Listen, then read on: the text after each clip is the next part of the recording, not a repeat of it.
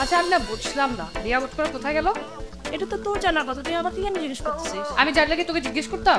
আরে মা, মানে মানে বুঝতেছিস না? না বল তুই আমাকে। রিয়া কোথায় গেছে? Let's see.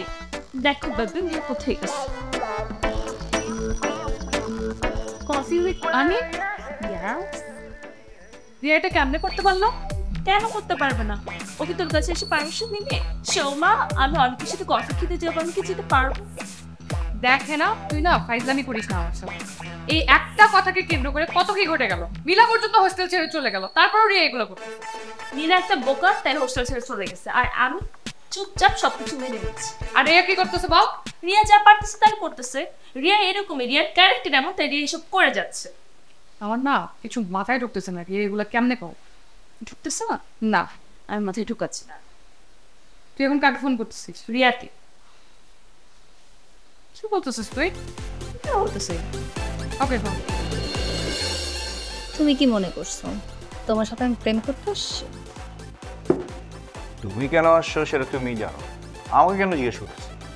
কারণ আছে তো, মিলা কাল রাতে হোস্টেল ছাড়ছে। সো হোয়াট, মিলা হোস্টেল ছাড়ছে সেটা মিলার ব্যাপার, তুমি কেন আমাকে ফোর্স করতেছো? তোমাকে ফোর্স করছি এই জন্য কারণ তুমি তো এটা করাইছো। আমি করেছি মানে? নিশ্চয়ই তুমি ওকে কোনো ফ্ল্যাটের ব্যবস্থা করে দিয়েছো। দিতে পারলে আমি নিজেকে সৌভাগ্যবান মনে করতাম, কারণ ও তো তোমাদের মতো না, ও তো কোনো কিছু নিতেও চায় না। তুমি কিন্তু মিলাকে দেখানোর সম্মান করতে গিয়ে আমাদের অপমান করছো। How seriously? তোমাদের মধ্যে অপমান বোধ আছে? এটাও আমার বিশ্বাস করতে হবে? আমার মনে হচ্ছে কি জানো, আমি কপিল শর্মার কফি শপের আড্ডাতে বসছি। খুব ভালো, আমার না খুব মজা লাগছে। কি? জি সত্যি তাই। তুমি আর সোমা যা করছো আমার সাথে, সব দুজনে প্ল্যান করেই করছো, আর এখন আমার সামনে না জানা ভান করে বসে আছো। কারণ একটাই, তোমাকে বিশ্বাস করি। বিশ্বাস করতে আমি পাগল হয়েছি যে তোমার বিয়ে করতে যাব?